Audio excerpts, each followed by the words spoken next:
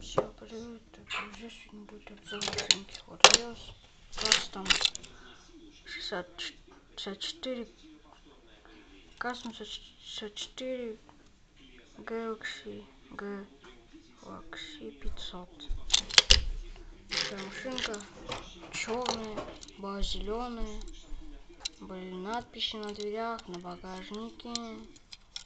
Колеса были просто черные, днище хромированное было, надпись Hot Wheels есть. Здесь тоже было написано надпись Hot Wheels. Воздухозаборник, стекла от меня были тонированные. Это я сам затонировал. Там спереди все, сзади. Нету задних стекол, только передние. Вот. Вот спойлер. Маленький спойлер, две ровных трубы, фары, решетка, спереди фары, бампер, ну и все такое. Воздухозаборник направлен на стекло.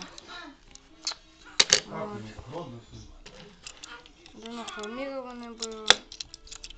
Она была зеленая, такая крутая тачка. Сейчас вообще не круто. Ну, ставьте, подписывайтесь. Всем пока. Вот. Здесь покажу,